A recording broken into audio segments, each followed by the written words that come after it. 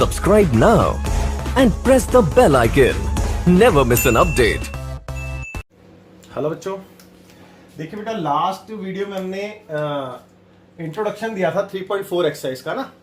तो आज 3.4 एक्सरसाइज को हम देखते हैं, थोड़ा सा सॉल्व करेंगे और कुछ मैं हिंट्स दूंगा आपको, तो वो आप सेल्फ ट्राई करना, ठीक है। तो बिना टाइम वेस्ट करें स्टार्ट करता हूं मैं। तो पहला क्वेश्चन है बेटा, क्वेश्चन नंबर फर्स्ट में लिखा है solve the following pair of linear equations bye the elimination method and the substitution method. यानी कि हमें कुछ इक्वेशंस दे रखी हैं, उनके पेयर्स हैं, तो 4 पार्ट्स हैं और आपसे बोला गया है कि आप इसको एलिमिनेशन मेथड और सब्स्टिट्यूशन मेथड से सॉल्व कीजिए। तो बच्चे, सब्स्टिट्यूशन मेथड मैं ऑलरेडी आपको करा चुका हूं लास्ट एक्सरसाइज में, तो वो आप सेल्फ ट्राई करना। और एलिमिनेशन मेथड से मैं कुछ क्वेश्चन कराता हूं जो मेरे को लगते हैं कि हाँ करा देने चाहिए, जिसमें बच्चे अटक सकते हैं, और बाकी के आप सेल्फ ट्राई करेंगे, ठीक है ना।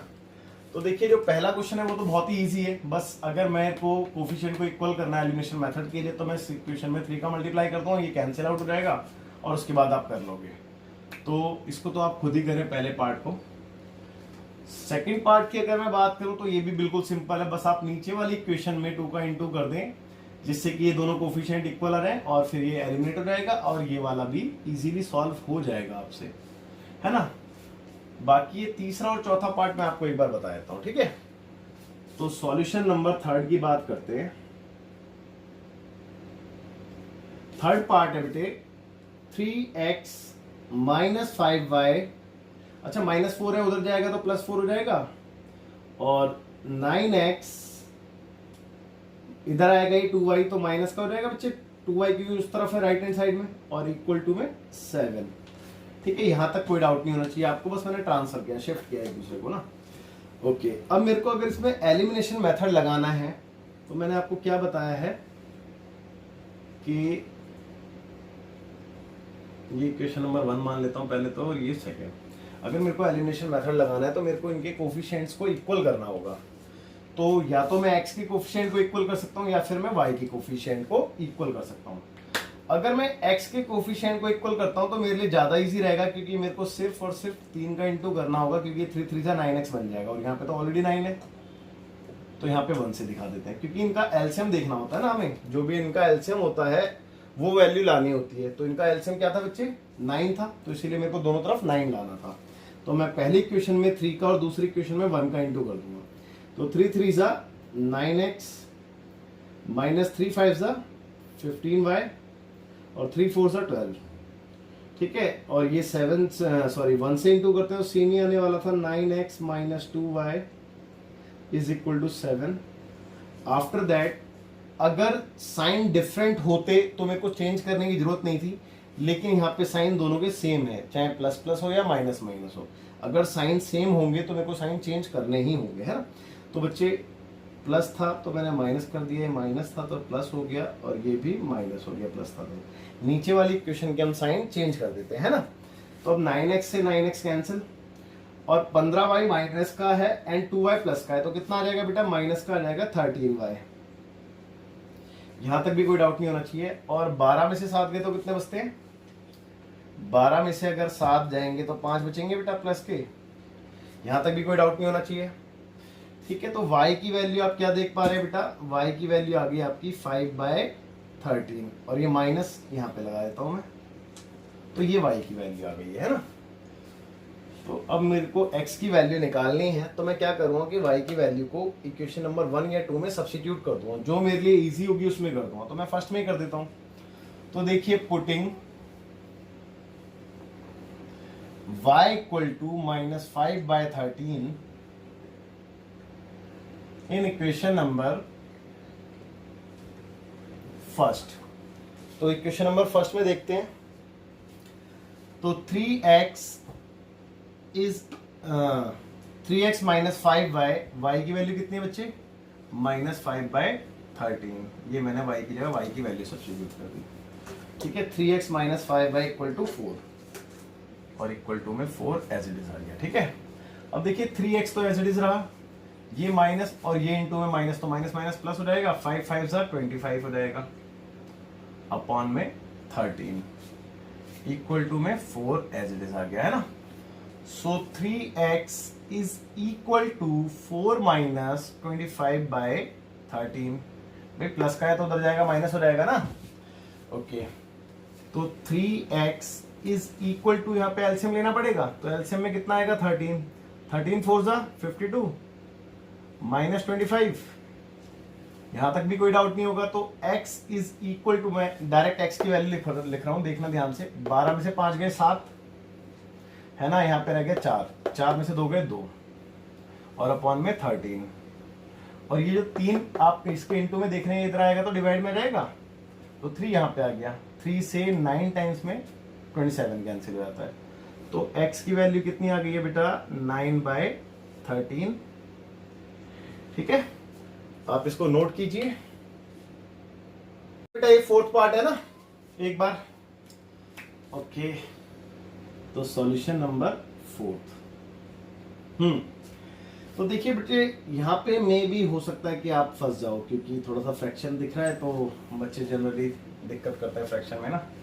तो अच्छा एक बात देखिए, हमारा काम क्या है बेसिकली, या तो मैं x के कोफिशिएंट को इक्वल कर लूँ एलिमिनेट करने के लिए, या फिर मैं y के कोफिशिएंट को इक्वल कर लूँ।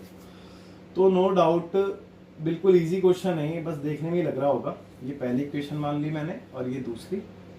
ठीक है, अगर देखिए मैं इस वाली इक्वेशन में 2 का मल्टीप्लाई कर दूं तो ये बन जाएगा 2y/3, और ये ऑलरेडी 2y/3 है ना। तो इसमें खाली 1 का इंटू दिखा देते हैं, तो कोफिशिएंट सेम हो जाएंगे, है ना।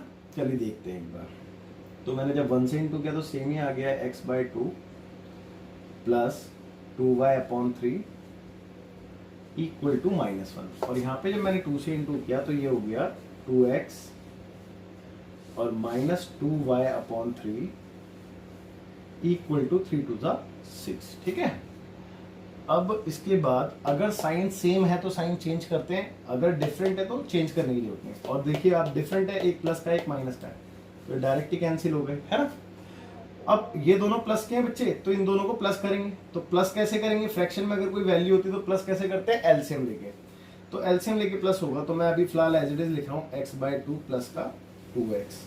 अब मैं इन दोनों का एलसीएम ले लूंगा यहाँ पे, और राइट हैंड साइड में 6 प्लस का 1 माइनस का है, तो प्लस का 5 बचेगा बेटा। अब जब यहाँ पे एलसीएम लिया तो एलसीएम में आ गया 2 और यहाँ पे आ गया x, और ये 2 2 4x हो जाएगा इक्वल टू में 5। अब इस साइड देखते हैं एक बार। तो 4x और एक 5x हो गए अपॉन में 2 और इक्वल टू में है 5। तो बच्चे x की वैल्यू क्या आ रही है, देखिए ध्यान से देखना, 5 और ये 2 इंटू में आ जाएगा डिवाइड से, और ये इंटू से डिवाइड में जाएगा, तो 5 से 5 कैंसिल, यानी कि x की वैल्यू आ गई आपकी 2। ठीक है बेटा, यहां तक कोई डाउट नहीं होना चाहिए। अब x की वैल्यू को हम सब्स्टिट्यूट कर देंगे क्वेश्चन नंबर 1 या 2 किसी एक में। तो 2 में कर देते हैं, 2 ज्यादा इजी लगी मेरे को, है ना। तो putting x is equal to 2 in equation number 2। ठीक है, तो सेकंड में सब्स्टिट्यूट कर रहा हूं, तो x की जगह आ गया बेटा 2, फिर -y/3 इज इक्वल टू 3, है ना। तो ध्यान से देखना, ये -y/3 तो एज इट इज, और ये 3 ये उधर जाएगा तो माइनस का 2 हो जाएगा। तो -y/3 इज इक्वल टू कितना बचेगा बेटा 1, तो ये उधर जाएगा मल्टीप्लाई हो जाएगा, तो y की वैल्यू कितनी आ गई बेटा 3 1 3, और ये जो माइनस है इस तरफ लगा सकते हैं हम, तो y की वैल्यू आ गई 3 माइनस की, है ना। ये इसका आंसर हो गया। आप इसको नोट कीजिए, मैं रफ कर देता हूं। देखते हैं बेटा, क्वेश्चन नंबर 2 है।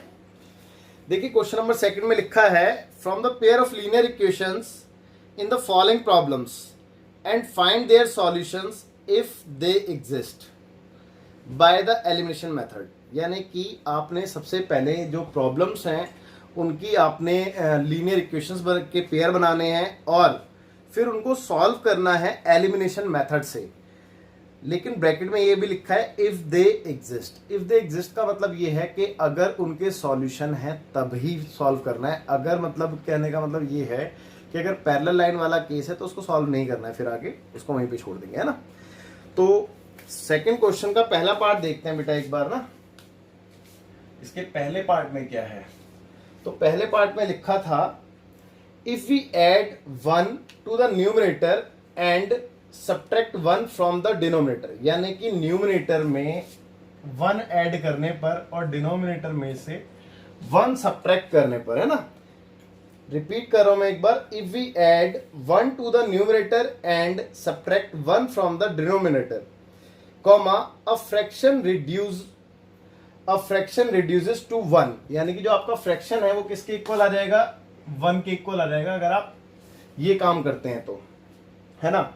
आगे देखते हैं, आगे लिखा है फुल स्टॉप के बाद, it becomes 1/2 if we only add 1 to the denominator, यानी कि कहने का मतलब ये है कि अगर आप सिर्फ डिनोमिनेटर में 1 का ऐड करते हैं तो वो कितना हो जाता है, 1/2 हो जाता है। इस लाइन को मैं एक बार दोबारा रिपीट कर देता हूं, a fraction it becomes 1/2 if we only add 1 to the denominator. आगे लिखा बेटा व्हाट इज द फ्रैक्शन, तो फ्रैक्शन बताना है आपने ना। तो सबसे पहले मैं आपको ये बता भी चुका हूं कि कैसे करते हैं इस टाइप के क्वेश्चंस को। मैं पहले तो फ्रैक्शन को लेट कर लूंगा, तो let the fraction B x/y, है ना, क्योंकि मैंने आपको बताया था कि फ्रैक्शन को हम x/y से डिनोट करते हैं, है ना। अब अकॉर्डिंग टू द क्वेश्चन के अकॉर्डिंग क्वेश्चन में लिखा था बेटा कि अगर हम न्यूमरेटर में एक ऐड करें और डिनोमिनेटर में से एक सब्ट्रैक्ट करें तो हमारा जो फ्रैक्शन है वो कितना हो जाता है, वो 1 के इक्वल आ जाता है ना। तो देखते हैं क्रॉस मल्टीप्लाई करके एक बार, तो कितना आएगा बेटा, यहाँ पे कुछ नहीं तो 1 है, तो x+1 और इधर करूंगा तो y-1, तो x ये इधर आएगा माइनस का y हो जाता है और ये -1 ये उधर जाएगा -1, तो -1 डायरेक्टली मैं -2 लिख देता हूँ। ये इक्वेशन नंबर 1 आ गई आपके पास, है ना। ओके, तो अब सेकंड इक्वेशन के लिए देखते हैं। ऑल्सो सेकंड सिचुएशन के लिए उसने बोला था कि अगर आप सिर्फ इसके डिनोमिनेटर में एक को ऐड कर दें, मतलब न्यूमरेटर में कोई चेंज नहीं था बट डिनोमिनेटर में 1 ऐड करने के लिए बोला था, तो आपका जो फ्रैक्शन था वो कितना हो जाता था बेटा, 1/2 हो जाता था, इसने ये बोला, है ना। ओके, तो देखते हैं एक बार, क्रॉस मल्टीप्लाई कर लें सबसे पहले, तो ये हो गया आपका 2x is equal to y+1, so 2x minus y equal to 1, ये आपकी सेकंड इक्वेशन होगी। अब बच्चे बिल्कुल सिंपल हो चुका है क्वेश्चन, मैं आपको चलो एक क्वेश्चन तो प्रॉपर करा देता हूं पूरा, लेकिन बाकियों में मैं हिंट दूंगा तो बाकी आपने खुद ट्राई करना है सेल्फ, है। देखिए बेटा, ऑन सॉल्विंग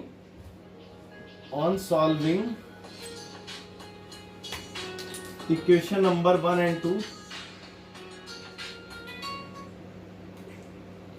वी गेट,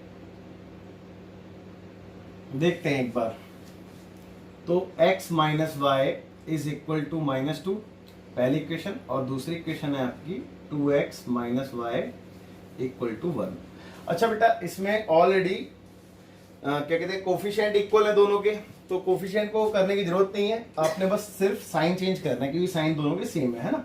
तो मैं साइन चेंज कर देता हूँ और डायरेक्टली एलिमिनेट हो जाएगा, ये प्लस का हो गया, ये माइनस का हो गया, ये भी माइनस का हो गया, ये कैंसिल हो गया, 2x माइनस का है, x प्लस का है, तो 2x में से x गया तो माइनस का x आएगा, है ना। और इज इक्वल टू -2 और -1 मिलके -3 आएगा, माइनस से माइनस कैंसिल, तो x की वैल्यू कितनी आ गई बच्चे, 3।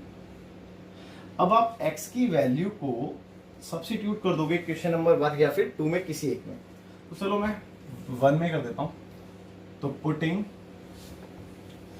x is equal to 3 in equation number first, तो फर्स्ट क्या है बेटा, 3 minus y is equal to -2, तो देखो 3 ये -2 था, इधर आएगा तो +2 हो जाएगा, और ये y माइनस का था उधर जाके प्लस का हो जाएगा, तो this implies that y equal to कितना आ गया बेटा, 5 आ गया, है ना। तो x और y दोनों आ चुके, तो मैं फ्रैक्शन निकालने के लिए इसमें पुट कर दूंगा, मेरा आंसर आ जाएगा।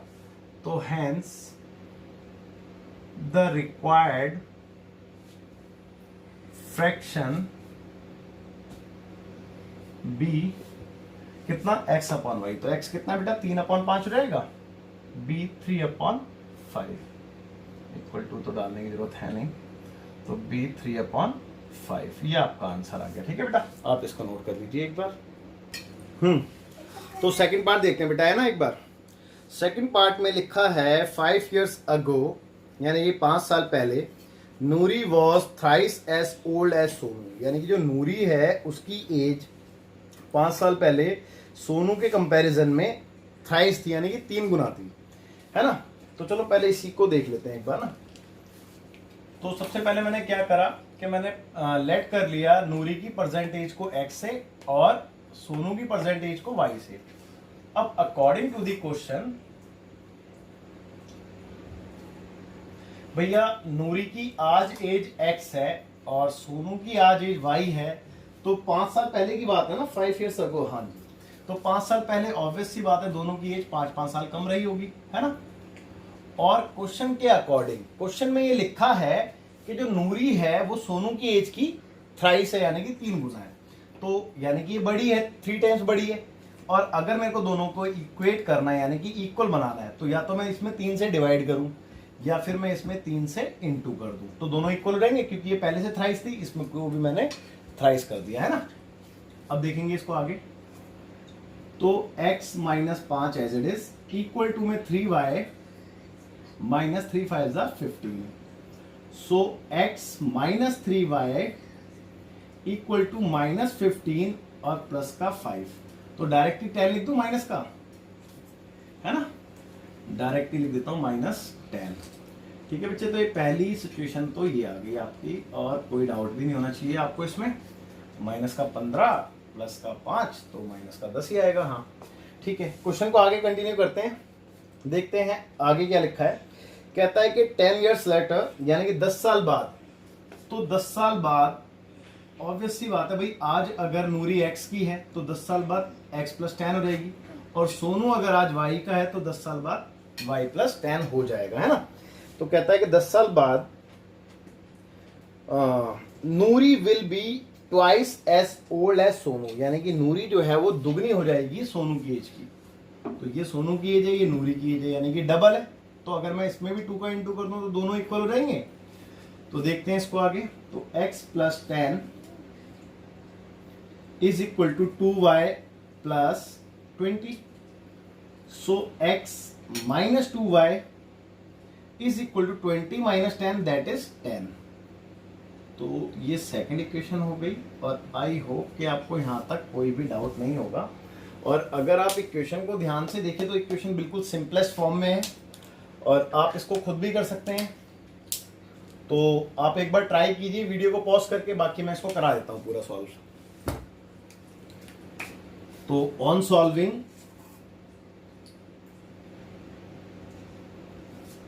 Equation number 1 and 2,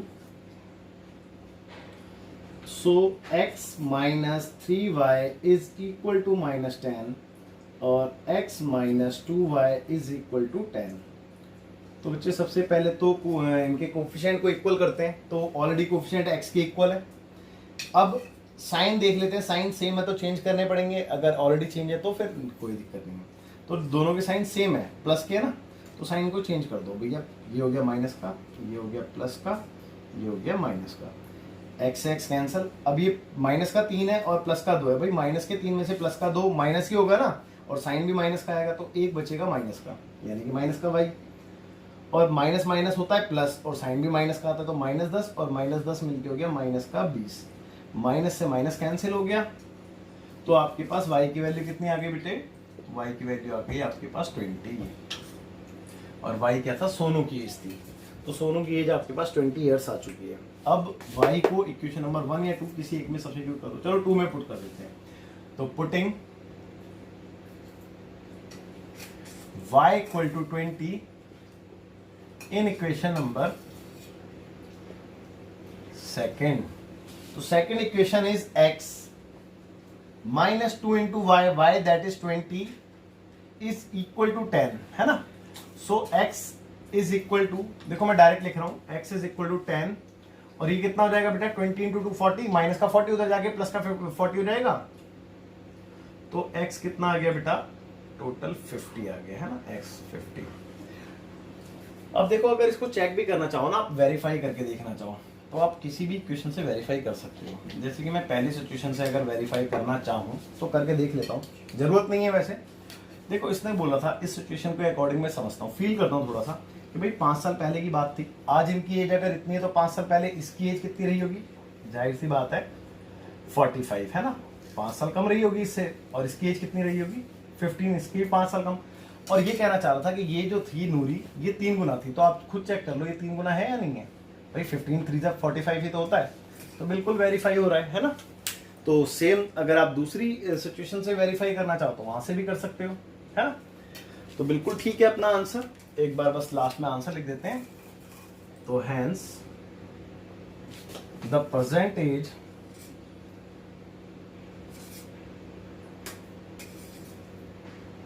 of Noori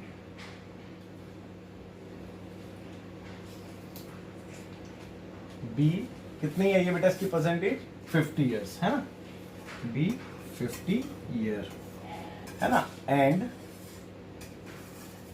the present age of Sonu be, इसकी कितनी है सोनू की बेटा 20 ईयर आई है ना, 20 ईयर। ठीक है बच्चे, यही आपके आंसर्स हैं, आप इसको नोट कीजिए। फिर बढ़ते हैं अपने नेक्स्ट क्वेश्चन नेक्स्ट पार्ट की तरफ। देखते हैं बेटा थर्ड पार्ट ना एक बार। तो थर्ड पार्ट में लिखा है the sum of the digits of a 2 digit number is 9, यानी कि अगर कोई जैसे कि लेट सपोज कोई नंबर मैं लिखता हूँ लेट से 63 है ना, तो आप देख रहे हैं बेटा इन दोनों डिजिट्स का जो सम है वो कितना आ रहा है 9 आ रहा है, 6 और 3 को प्लस करके है ना। लेट से 45 अगर कोई नंबर है तो इन दोनों डिजिट का सम कितना है 9 है ना। तो ऐसे ही कह रहा है कि जो डिजिट का सम है वो कितना है 9 है। ठीक है, कोई 2 डिजिट का नंबर है और उनके डिजिट का सम 9 है। आगे देखते हैं, आगे लिखा है बच्चे कि 10 कह रहा हूँ, ऑल्सो 9 टाइम्स दिस नंबर, यानी कि ये जो भी नंबर है उसका 9 टाइम्स यानी कि 9 गुना, this number is twice the number obtained by reversing the order, यानी कि ये जो भी नंबर था उसका 9 टाइम्स। लेट्स से कि कोई नंबर मान लो कि 13 ही था और उसका 9 टाइम्स इसके ऑर्डर को जब मैंने रिवर्स किया तो उसके दुगने के इक्वल आया है, इसने ये बोला है क्वेश्चन में है। अभी मैं ये नहीं कह रहा कि नंबर जो है वो 31 ही है 13 है, वो नंबर कुछ भी हो सकता है, वो तो डिपेंड करता है क्वेश्चन पे ना। आगे देखेंगे, आगे लिखा है of the digits find the number, बस इतना ही है क्वेश्चन। तो सबसे पहले मैंने आपको बताया भी था कि 2 डिजिट के नंबर को हमने कैसे लिखना है, लेट द 2 डिजिट नंबर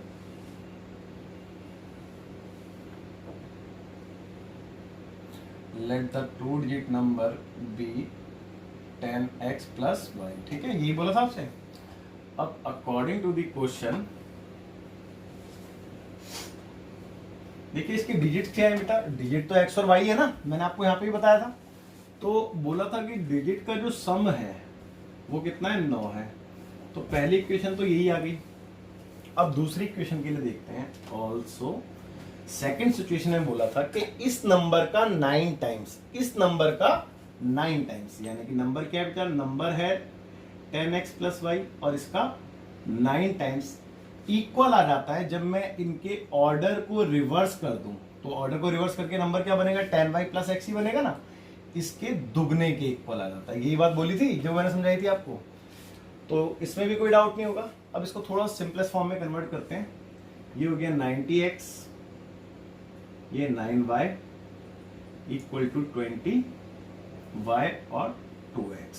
अब लाइक टर्म एक तरफ ले लेते हैं, that is 90x minus 2x और 20y माइनस 9y है ना।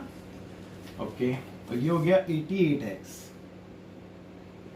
और इस तरफ आ गया 11 है ना, 11y और 11 से 8 टाइम्स में कैंसिल हो जाता है। तो यहाँ पे कितना आ गया बच्चे 8x और ये इधर आएगा तो माइनस का y इक्वल टू 0।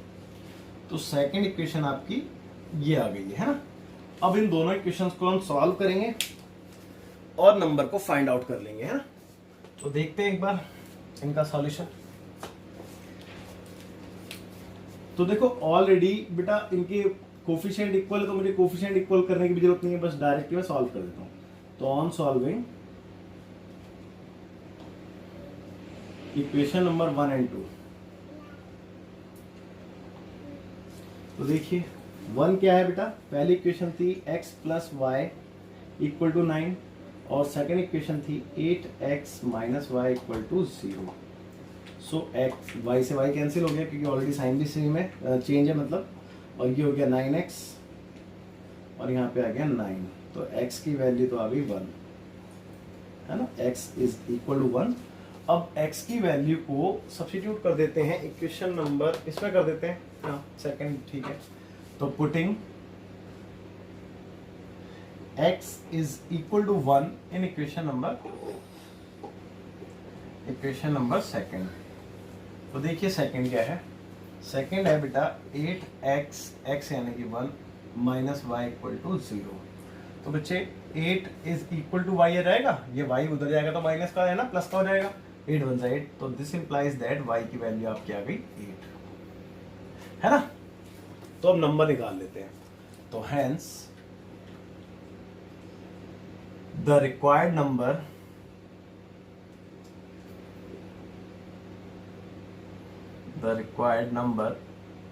कितना था बच्चे, नंबर था आपका 10x प्लस वाई। अब इसमें पुट कर देते हैं, तो 10 इंटू एक्स की वैल्यू कितनी आई थी आपकी 1 और y की वैल्यू 8, तो नंबर कितना आ गया 10 1 10 प्लस 8 दैट इज 18।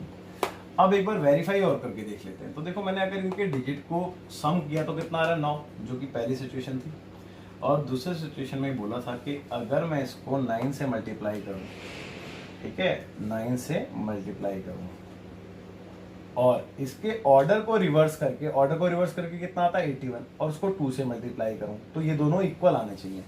तो एक बार देख लेते हैं, ये इन दोनों मल्टीप्लाई करूंगा कितना आएगा, 9 8 72, 2 कैरी वाज 7 और 9 1 9, 9 और 7 162 आएगा, और इन दोनों को मल्टीप्लाई करता हूँ तो 2 1 2 और 8 2 16। बिल्कुल ठीक आ रहा है, सेम आ रहा है, तो वेरीफाई भी हो गया, है ना बेटा। तो ये क्वेश्चन भी आपको अच्छे समझ में आ गया होगा, आप इसको नोट कर लीजिए। मैं बढ़ता हूँ अगले पार्ट, चलिए देखते हैं बेटा, चौथा पार्ट है ना, सेकंड लास्ट पार्ट है ये। अच्छा क्वेश्चन है, एक बार मैं पढ़ रहा हूँ, आप ध्यान से सुने। कहते हैं कि Meena went to a bank to withdraw ₹2000, यानी कि मीना जो है बैंक जाती है 2000 रुपये विड्रॉ करने के लिए, है ना।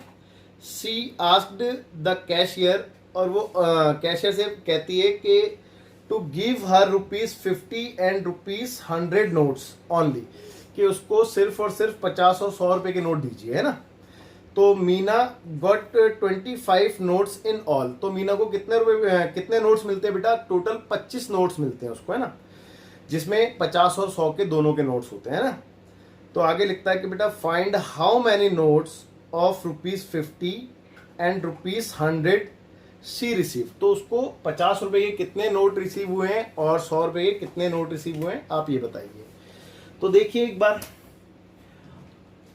सबसे पहले मैंने लेट कर लिया कि उसको 50 रुपए कितने नोट मिले हैं बच्चे, x, यानी कि let the number of ₹50 notes be x and the number of ₹100 notes be y, और 100 रुपए के नोट को मैंने मान लिया कि y है ना। अब अकॉर्डिंग टू द क्वेश्चन, अगर क्वेश्चन की बात करें कि क्वेश्चन की लैंग्वेज में क्या बोला था, तो क्वेश्चन की लैंग्वेज में ये था कि ये दोनों मिला के कितने नोट मिले हैं उसको 25, है ना, यही बोला था ना क्वेश्चन में कि उसको ओनली 25 नोट मिले हैं। तो इसका मतलब ये हुआ कि जितने भी 50 के नोट और जितने भी 100 के नोट हैं, दोनों को मैं प्लस कर दूं तो नंबर ऑफ नोट्स कितने आते हैं, टोटल 25। तो पहली इक्वेशन तो ये आ गई, है ना। अब सेकंड इक्वेशन ये बोले, देखो अब एक छोटी सी बात बता रहा, अगर मान लेते हैं कि मेरे पास 50 के 3 नोट हैं, है ना, मेरे पास 50 के 3 नोट है, तो इसका मतलब अगर मैं इसको टोटल अमाउंट में देखूं कि कितना अमाउंट है मेरे पास, तो बच्चे मैं क्या करूंगा, इन दोनों को मल्टीप्लाई तो करूंगा, तो मेरे पास कितना आ गया 150 रुपये, यानी कि मेरे पे 150 रुपये है ना, ये बात क्लियर है। तो एक बात बताओ, अगर मेरे पास 50 के x नोट थे, है ना, मेरे पास 50 के x नोट थे, तो मैंने दोनों को मल्टीप्लाई किया तो मेरा अमाउंट आ जाएगा। सिमिलरली मेरे पास 100 के कितने नोट थे बेटा, y नोट थे, तो मैंने अगर 100 से y को मल्टीप्लाई किया तो अमाउंट आ गया, और इस दोनों अमाउंट को अगर मैं प्लस करूं तो क्वेश्चन के अकॉर्डिंग मेरे पे कितने रुपए होने चाहिए, क्योंकि मैंने सिर्फ 2000 रुपये निकालने थे, तो 2000 रुपये आएंगे बच्चे। तो ये सेकंड इक्वेशन होगी, और यहाँ तक बिल्कुल कोई डाउट नहीं होना चाहिए, बिल्कुल ईजी था। एक काम करते हैं, इसको सेकंड नहीं मान रहा मैं, इसको थोड़ा सा सिंपलेस्ट फॉर्म में कन्वर्ट करने के बाद सेकंड मान लेंगे। देखो इसमें अगर आप ध्यान दे रहे हो तो इसमें 50 कॉमन है 50, तो मैं इसको 50 से डिवाइड कर देता हूँ। उससे बेनिफिट क्या मिलेगा?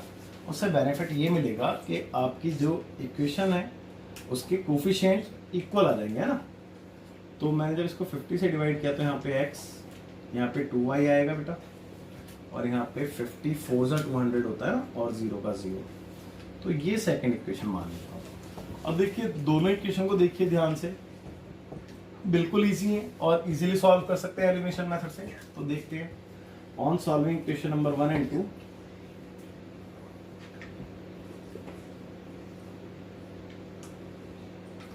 तो पहली इक्वेशन है x + y = 25 एंड इस सेकेंड x + 2y = 40। तो ऑलरेडी इनके कोफिशिएंट इक्वल है बट साइन सेम है, तो साइन चेंज करने पड़ेंगे। ये माइनस, ये भी माइनस और ये भी माइनस, ये कैंसिल हो गए। 2y माइनस का है, y प्लस का है, तो माइनस का y आएगा, है ना। और माइनस का 40 और प्लस का 25, तो माइनस का 15 बचेगा।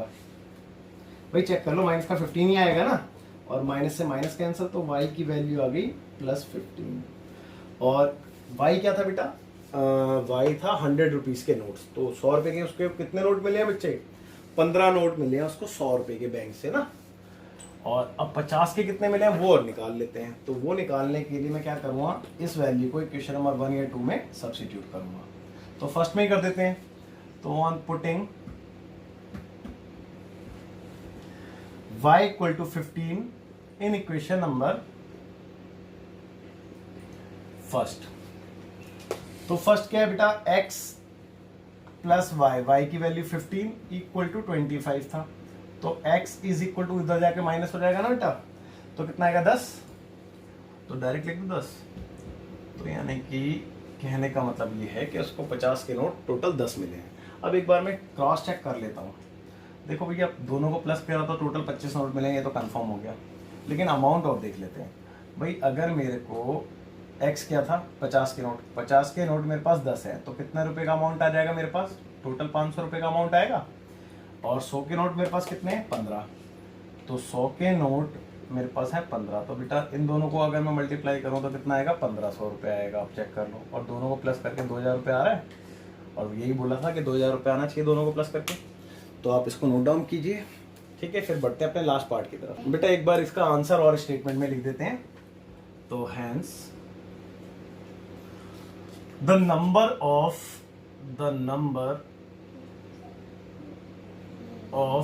रुपी 50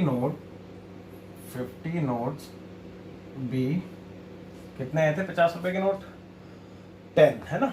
B 10 and the number of rupee 100 notes be, इसके कितने आए थे? 15, ठीक है। बी 15। तो ये आपका आंसर हो गया। आप इसको नोट कर लीजिए। फिर लास्ट पार्ट देखते हैं इसका। हाँ तो बेटा देखते हैं लास्ट पार्ट ना इसका, इस एक्सरसाइज का और इस क्वेश्चन का लास्ट पार्ट है ये। इसमें लिखा है बेटा, a landing library has a fix charge for the first 3 days. यानी कि एक लाइब्रेरी है जहाँ पे बुक्स किराए पे मिलती है, और उसमें बच्चे जो फिक्स चार्ज है, पहले 3 दिन के लिए बोला गया कि पहले 3 दिन के लिए फिक्स चार्ज है, और उसके आगे बोला है and an additional charge for each day thereafter. और उसके बाद यानी कि 3 दिन के बाद एडिशनल कॉस्ट लगती है उस पर ना, जितने दिन आप रखना चाहते हो बुक्स को। आगे लिखा है बेटा, सरिता पेड ₹27। सरिता जो है वो 27 रुपये पे करती है। अब कितने दिन के लिए पे करती है वो देख लेते हैं एक बार। For a book kept for 7 days, 7 days के लिए वो इतने रुपए पे कर रही है ना, ठीक है। और आगे लिखा है वाइल सूजी पेड ₹21। और जो सूजी है वो कितने रुपए पे करती है? 21 for the book she kept for 5 days. और ये रखती है अपने पास 5 दिन के लिए, है ना, ठीक है बेटा। और 5 days. Find the fix charge and the charge for each extra day. आपने फिक्स चार्ज और ईच एक्स्ट्रा डे चार्ज बताना है, यानी कि जो 3 दिन बाद पर डे का चार्ज लगता है वो। तो सबसे पहले तो हमने फिक्स चार्ज को लेट कर लिया, जो पहले 3 दिन के लिए था 100 रुपये, और उसके बाद जो 3 दिन के बाद जो पर डे चार्ज लग गया वो हमने मान लिया ₹y, है ना। अब according to the question I think नाम लड़की का सरिता ही था। सरिता 7 दिन के लिए 27 रुपये पे कर रही थी। अब 7 दिन का मतलब ये हुआ कि उसने 3 दिन के लिए तो ये वाला चार्ज पे कर दिया होगा, पहले 3 दिन के लिए X रुपये। अब उसने टोटल 7 दिन है तो उसमें से X रुपये उसने पे किए होंगे, और बाकी के लिए उसने, बाकी दिन कितने बचे भाई, 3 दिन का तो ये हो गया, तो 4 दिन बचे। 4 दिन के लिए उसने Y रुपये पर डे के हिसाब से दिए होंगे, यानी कि 4Y दिया होगा। तो बच्चे क्या इक्वेशन आएगी इसकी, x प्लस 4y और इक्वल टू में कितना जाएगा जो उसने टोटल पे किया है 27। भाई बात समझ में आई नहीं, टोटल 7 दिन थे, 7 दिन में से 3 दिन का तो रेंट हो गया उसका 4 रुपये, और बचे हुए 4 दिन का रेंट कितना है बेटा पर डे Y रुपये के हिसाब से, तो y इंटू 4 हो गया, है ना। तो पहली इक्वेशन तो ये बन गई आपकी। ऑल्सो सेकंड की बात करें तो सेकंड के लिए बोला था कि 5 दिन के लिए 21 रुपये पे करती है, यानी कि टोटल जो अमाउंट आना है वो तो 21 आना है 5 दिन के लिए। 5 दिन में से 3 दिन तो उसने ये पे किया होगा X रुपये 3 दिन के लिए, और बचे हुए 2 दिन उसने Y रुपये के हिसाब से दिए होंगे। तो बेटा दूसरी इक्वेशन आपकी ये बनेगी। आई होप कि इसमें आपको कोई डाउट नहीं होना चाहिए। अब बस इसको सॉल्व कर देते हैं। तो देखिए मैं इसमें हिंट दे रहा हूँ आपको, डायरेक्ट ही सॉल्व कर देता हूँ मैं। साइन चेंज करने खाली, ये कैंसिल हो गया बेटा, 4 में से 2 गया तो 2y आ गया प्लस का, और 27 में से 21 गया तो 6 आ गया प्लस का ना, तो 2 से 3 यानी कि y की वैल्यू 3 आ गई। तो y की वैल्यू 3 का मतलब ये है कि पर डे 3 रुपए का चार्ज लग रहा है आफ्टर 3 डेज, 3 दिन बाद, है ना। अब इसको मैंने सब्स्टिट्यूट कर दिया क्वेश्चन नंबर 1 या 2 किसी एक में, तो putting y equal to 3 in equation number second में कर देता हूँ। तो सेकेंड है x plus 2 into y, y की वैल्यू 3 है, इक्वल टू 21। तो x is equal to 21, 3 two 6 minus हो जाएगा इधर आके, तो x इज इक्वल टू 15 आ रहा है बेटे, है ना। तो फिक्स चार्ज बेटा कितना आ गया 15 रुपये, और पर डे चार्ज जो आफ्टर 3 डेज लगता है वो कितना आ गया 3 रुपये। तो आप इसका आंसर प्रॉपरली कर लीजिए, और आई होप कि आपको ये एक्सरसाइज अच्छे समझ में आ गई होगी। तो ठीक है, आज की वीडियो यहीं तक थी। नेक्स्ट देखेंगे cross multiplication method. Okay bye, thank you.